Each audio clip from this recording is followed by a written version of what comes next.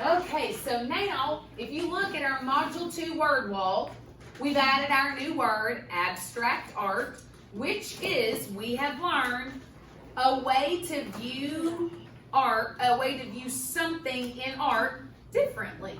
So, my first question to you is, why is speaking in complete sentences important? Why should we talk and speak to one another in complete sentences? What do you think, Abram? Because it says run. You're right. Why can't we just say one word or two words, Zayden?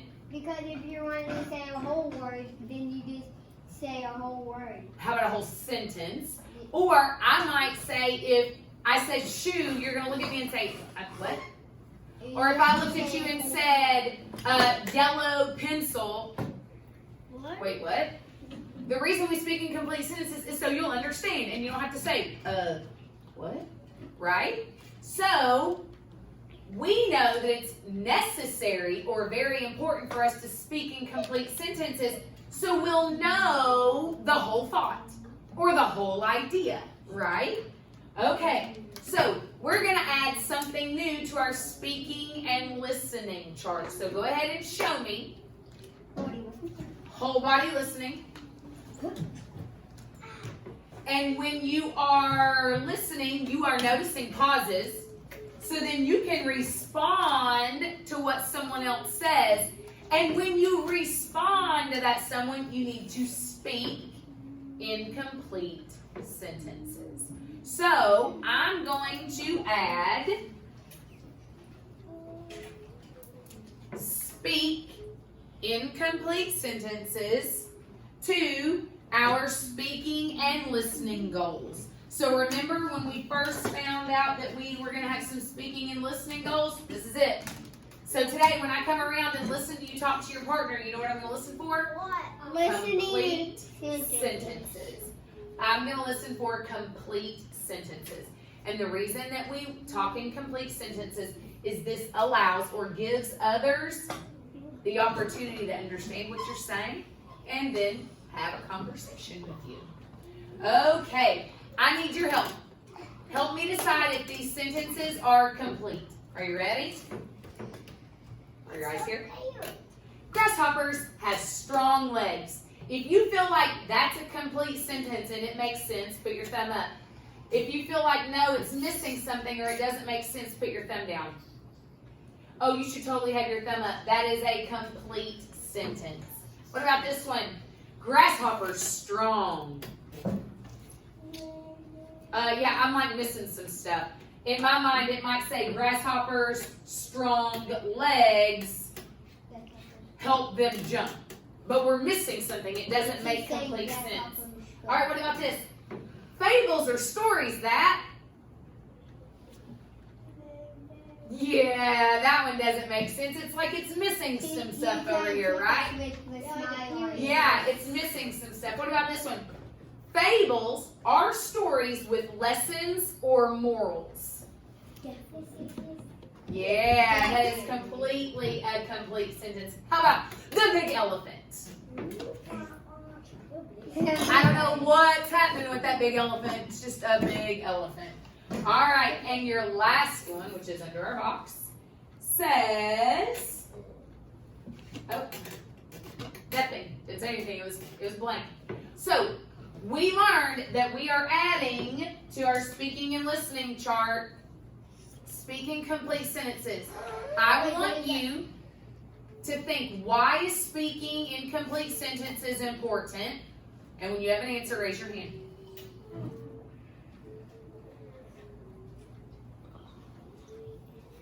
Harlan, why is speaking in complete sentences important? Because it's very important. Yeah, why? Why is it so important? Why can't I just say the big elephant? Or why can't I say grasshopper strong? Or why can't I say fables are stories that? Why can't I say just those things? Because people doesn't know what you're saying. That's exactly right. People have no clue. They don't understand. It doesn't make sense, and they're thinking, I don't even know what you're talking about, lady. You're right. So we've got to speak in complete sentences. So remember, our question for our book, 7 Blind Mice, is what lessons can we learn through stories about animals? Remember, what's another word for lesson? I want you to whisper it right here in your hand. And on the count of 3, you're going to let it out. 1, 2, 3. Moral. Morals. Very good. So what morals or lessons can we learn through stories about animals? So today we're taking a deeper exploration. You're going to put those looking glasses on, and you are going to look carefully at the characters' actions. Yes, Harlan? You're going to take a closer look at the characters' actions in our story, 7 Blind Mice. Do you remember when we took a deeper exploration of the grasshopper and the ants? No. And we looked very carefully at the grasshopper's actions. He begged, he whined, right? And remember how we took a deeper exploration of the actions of the tortoise and the hare? And we looked at the tortoise's actions, Dallas? Remember? He spoke to the hare. He challenged him. He raced.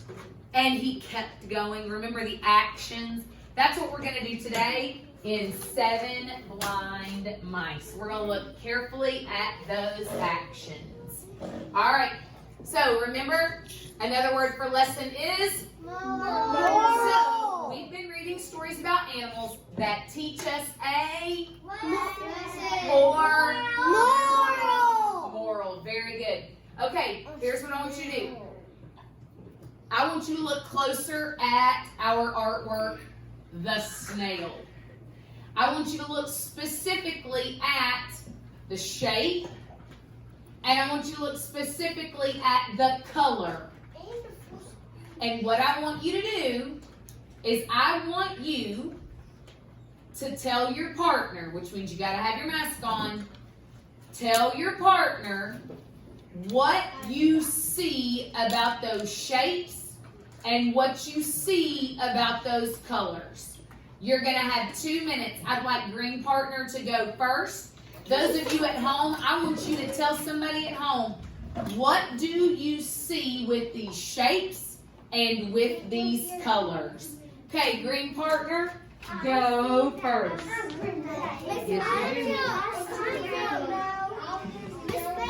Okay, friends. So, you and your partner just talked about, all the way around, Leland. You and your partner just talked about how these shapes and colors helped you to understand this painting.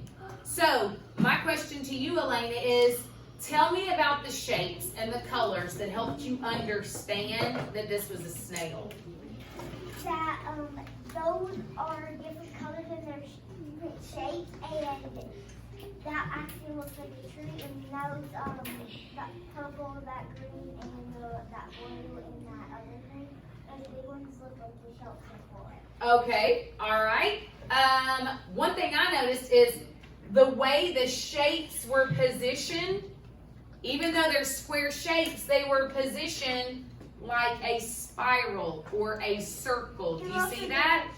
So that, even though those shapes are not circle, they were put in positions to where it makes them like a spiral. Okay? All right. So, I want you to take a look right here. This is something that you're going to learn in art, and you're going to be able to tell Miss Smith tomorrow, hey, guess what? We have learned something amazing. Okay? This is called a color wheel. A color wheel. Now, a color wheel is a round chart. You see the roundness of it? And it shows how colors are related to each other. So notice that the colors go from yellow to orange to red to dark red to a dark pink to a light purple to a dark purple to a blue. Do you see how all the colors seem to kind of bleed into one another? Okay, so you can see how a lighter version or a darker version of that color could turn to the next color. Now, these are what we call complementary colors. They're very close. A complementary color is a color that is very close to another color. I'm kidding, it's not. A complementary color is the opposite. It is across the wheel. So let's see. How many of you know what the University of Florida, you know Miss Starr's favorite team, the University of Florida Gators? They have complementary colors. So they are across the wheel from each other, orange and blue. Do you see my orange and blue? Yeah. Okay, so those are complementary colors. How many of you know about LSU Tigers? Okay, they have complementary colors, purple and yellow. It's like the Lakers, purple and yellow, right? So complementary colors are colors that go together but are on opposite ends of the wheel. So you will be able, listen carefully, to tell Miss Smith tomorrow when you go to art, hey, we learned about the color wheel. And we know the color wheel shows complementary colors, which are on the other side, or opposite sides of each other, right? Okay, so I want you to use our color wheel, and I want you to use our painting of the snail, or I'm sorry, it's not a painting, it's a collage. Remember, it's pieces that are glued down. And I want you to think and talk to your partner. This time, yellow partner can go first. How did Matisse, oh, you gotta listen first. How did Matisse use the color wheel and complementary colors to make his snail or his collage look like it does? So I want you to think, how did he use complementary colors to make your eyes see a snail, and how do the colors lead your eyes into that spiral? Okay, so yellow partner, I want you to go first. See if you notice complementary colors, and then green partner, talk about how it helps make your eyes go in a circle. Go. Tell you what I just heard Elena and Miss Dudek talking about. Miss Dudek said, oh, do you notice that there are some dark orange, then to light orange, then so on? So look here. We kind of go from an orange to an orangish red to a light orange to almost a yellowish to a pink. Oh, well, it kind of makes me think that we're going around the circle like this. Do you see that? Yeah. So it goes from light, then to dark, and then to light again. So light, then to dark, then to light. Do you see that? So it kind of forms that circle. That was a great observation by Elena and Miss Dudek. It's turning. Okay, same thing, except this time I want you to tell me the shapes that you see. Raise your hand. Tell me some shapes that you see. Elena, what do you see? Rectangle. Yep, I see rectangles also. What else do you see, Camden? Sort of a square, but right down there it goes like the green one. Yeah, I can see that. There might be a little extra piece there. Yeah. Zayden, what do you see? A little small rectangle. Yep, I see skinny type rectangles. I see large rectangles. Most of the shapes that I'm noticing have 4 sides. Did you notice that? They have 4 sides. All right, now look at the snail one more time. And I'm going to remind you, this is what kind of art? We already talked about it. What is it? Abstract art. Remember, a collage is when you put pieces of paper down on something and you create a picture. Well, that's what Matisse did. But his way of thinking is, he saw a snail, and Miss Dudek and I were talking about this, and we were like, that's really hard to see. That's hard to see, a snail. But he used abstract art to create something that we would see normally in everyday life, in a different way. And that's exactly what abstract art is. It's a way of showing things differently than what our eyes are used to. So this is a collage that is, the collage is turned into abstract art. Okay? All right. So I want you to think, what was it like to look at this before you even knew that it was called the snail? When I just put that up there, what were y'all thinking? What were you thinking, Abram? Well, I'm gonna after it was kind of like the mice, like it's a king. Yes. Okay. So he was referring to. Oh, remember how the mice were trying to figure out what the elephant was, but then they couldn't really figure out what the elephant was because they were only seeing one piece. Abram said, "I kind of felt like that. I saw something totally different than what Matisse wanted me to see." That is an awesome thought. That's kind of what I thought. I had a really hard time seeing it. It was hard for me to see because all I could see were shapes. But once I learned the name, oh, I see what they're doing. So I had the whole picture. I was able to figure out the whole picture because of the title. I had more information.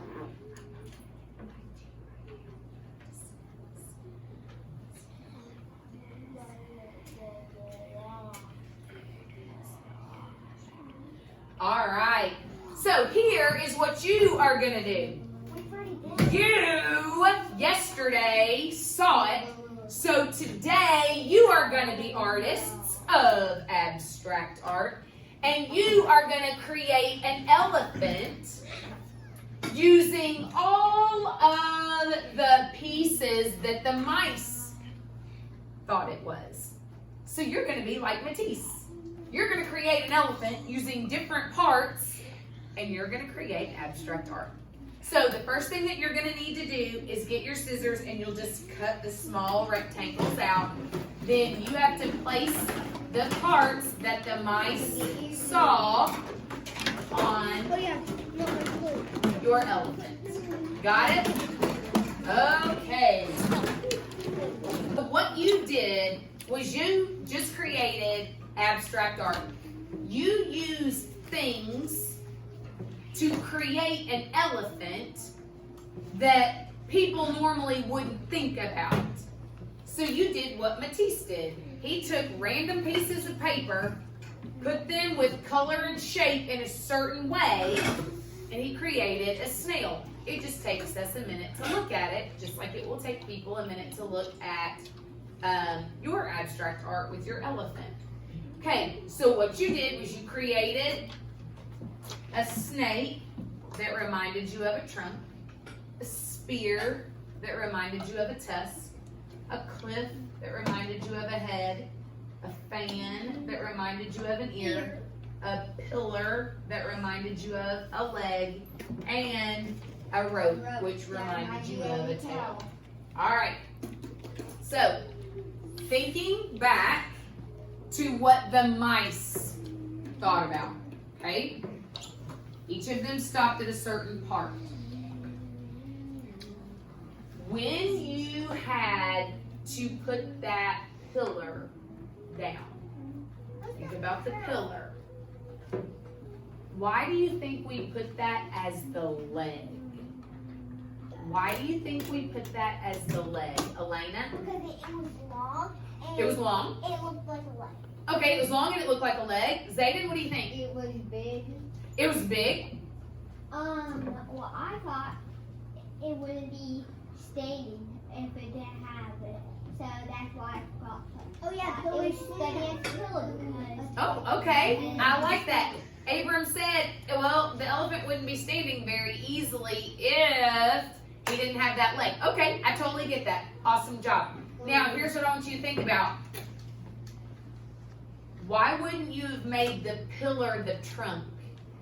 Why did we make the snake the trunk instead of the pillar? Brock, what do you think? Because a snake is curvy and the trunk is curvy. So you used what you already know about an elephant to place those pieces where they belong because of your prior knowledge, right? Okay, so do you now see why the mice would mistake a leg for a pillar? Or a trunk for a snake? Or a spear for a tusk? Because, just like Brock said, a snake is curly like a trunk. A trunk is not stick straight, right? A spear is sharp. A tusk is sharp. A leg is not sharp. A tail can move around like a rope, but it's not going to be really hard and big like a cliff, right? So do you see why the mice mistook those body parts for the things that they thought they were? I can see why they would do that. All right, now let's talk about the mice actions. Let's talk about the mice actions. Tell me something that the mice did. What was one action that those mice, not just one, but all of them, what was one thing that they did? Angel, what do you think? The red mice think it was a pillar, and the green mice thinks it was a snake. Okay, yeah, so you're kind of going that each mouse thought it was something different. So the first action they did was they stopped, right? Where'd that red mouse stop? At the pillar. At the leg. Where'd that green mouse stop? At the trunk. Where'd the yellow mouse stop? At the pillar. At the tusk, right? Where'd the purple mouse stop? At the head, right? So the first action they did was they stopped at one part.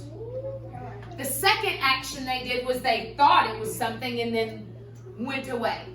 They thought they figured it out and they went away. The third action was they did what? Eric? Argue. They argued. They argued. Very good. So, let's talk about the white mouse. Let's talk about his actions. I know. How are his actions different than the red, the green, the blue, the yellow, and the orange? How are theirs, or how is his actions different than all of those? Carter, what do you think? How is the white mouse different?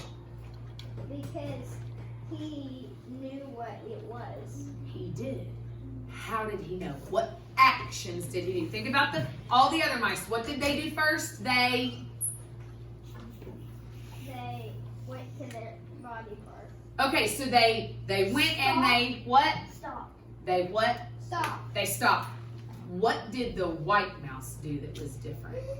Oh, The white mouse kept going. He went up, he went across and down. He went side to side, right?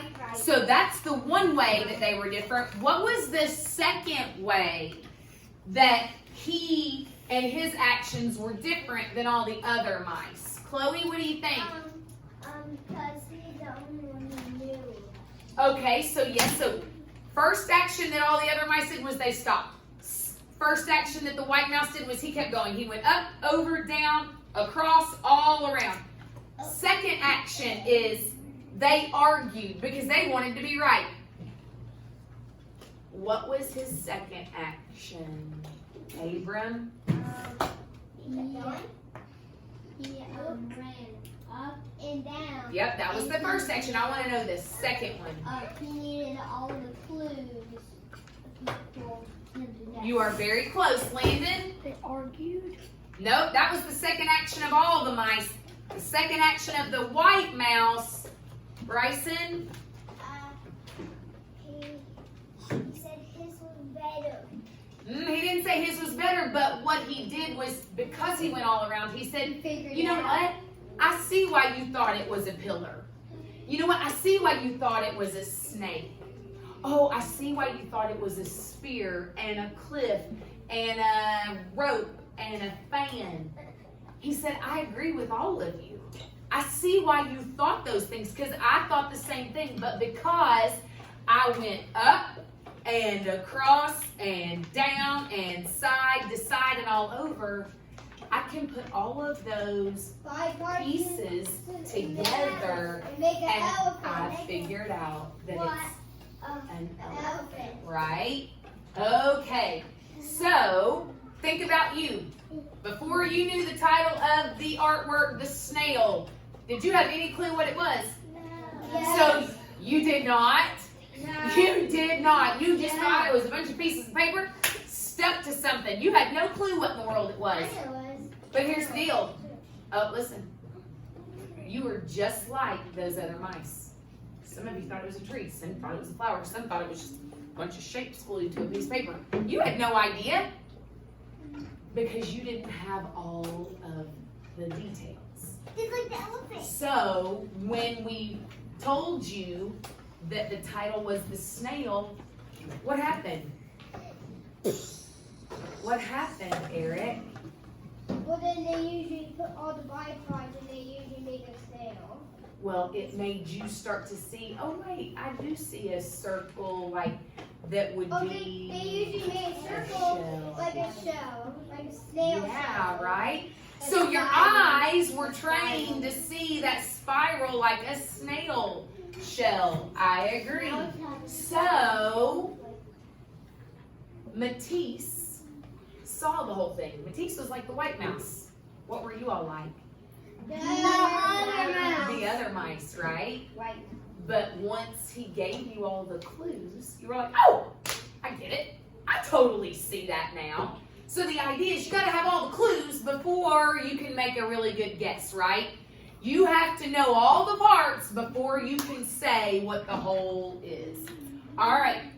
Let's see. So remember, we talked about reading.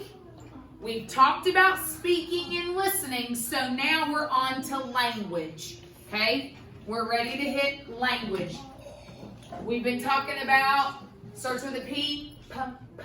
Pictures. Pump. Punctuation. Punctuation. Raise your hand if you can tell me the different punctuation marks that we've learned. Harlan.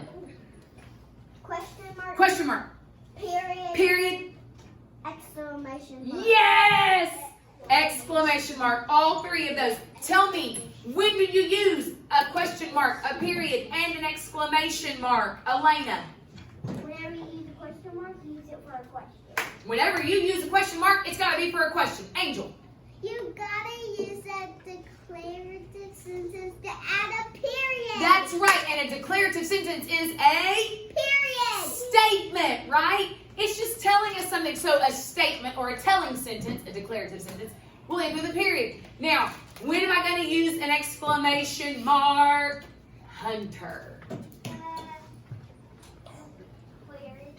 No, not for a declarative. Harlan, you're on it. Where? When you're excited. Yes, when you are excited. Or sometimes when you are telling people what to do. When you are commanding them.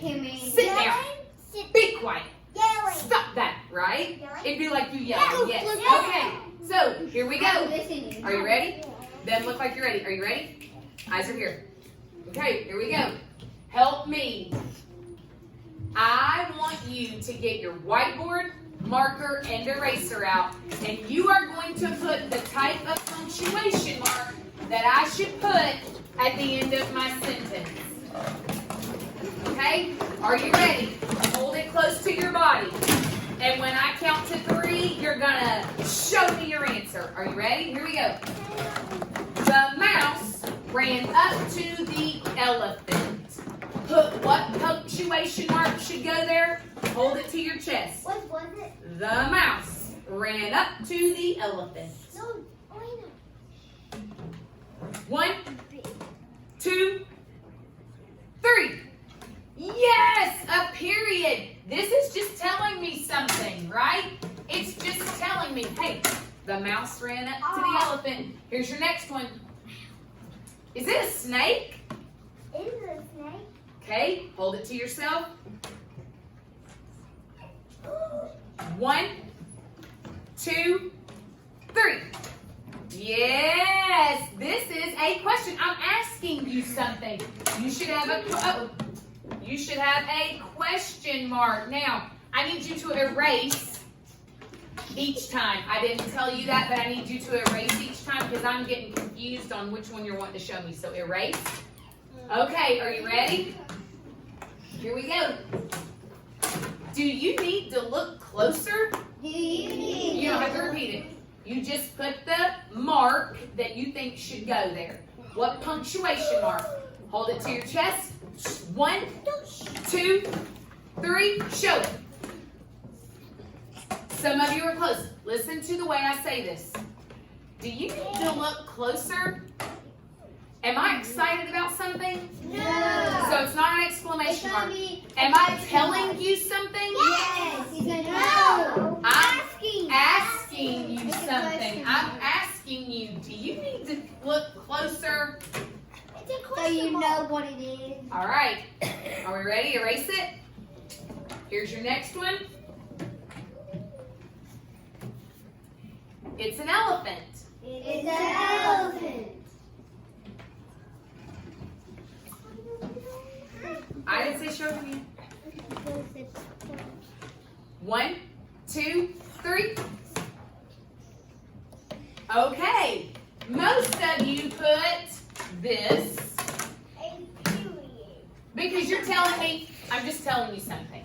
Now, if I had said, it's an elephant, It's a question mark. what would I put at the end, A question Carter? mark. Exclamation mark. Exclamation mark. Do you hear a difference in it's an elephant and it's an elephant? Oh my Do you hear God. a difference? Yeah. So based on the way I said it, you probably should have put a period. I didn't say it's an elephant, right? Okay, here we go. Next one. Sit down. Sit down. I didn't say show it to me. 1, 2, 3. Yes. Period. We all got it right. Oh, okay. So clearly you are going back to what I said. This is a It's command. a command. And depending on how I say it, I might look at you and say, sit down. Exclamation mark. You know that I am serious, and that's my serious voice. So some of you said, oh, Miss Metz, you would do this. However, some of you also put a period. That's okay too, because it's a command. A period can go at the end of a command or imperative sentence. All right. Now, this time, we're going to do it again. Are you ready? Here we go. Erase your boards. Be quiet. Be quiet.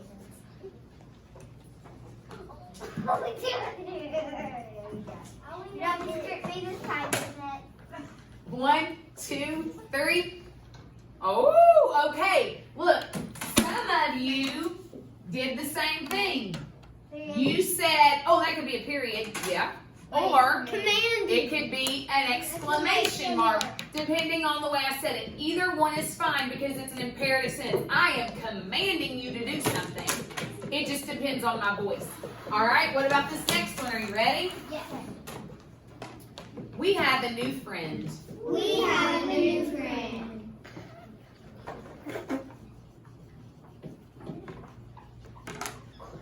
Okay, 1, 2, 3, show me. Oh, I don't need you to tell me. This is what you should have. This is a statement. We're not asking someone something. We are just telling us, hey, we have a new friend. I'm just telling you a sentence. We have a new friend. All right, erase your board. Next one. When is lunch? When is lunch?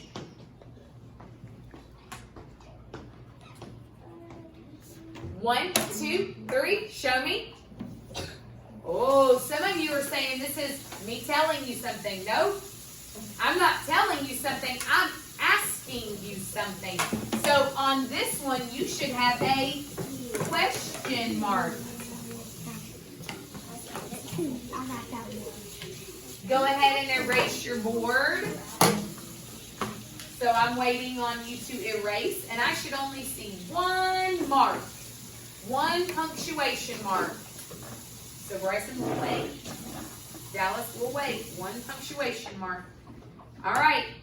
On your board, your next sentence is, we are having a party today.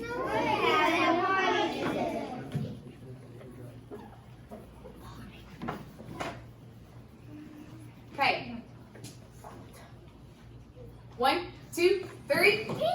Oh, this is definitely an exclamation mark, and I'm going to tell you why. Would you ever just say, we are having a party today? No. No. That's like What word in here helps you know that this should have an exclamation mark? Brock, what word? party. Yeah. Think about party. Right? Okay, last sentence. Erase your boards. This is your last one. Okay, remember, this is our language standard, so you're learning when to use the correct punctuation mark. Okay, last sentence. Can you help me? Can you help me? Go ahead and show me your punctuation mark. And 3, 2, 1. Oh, you should have had a question mark. This is a question. I need help. Can you help me? I'm asking you something. Can you help me? Excellent job. I need you to erase your board. Put everything away, and I will give us our next instruction.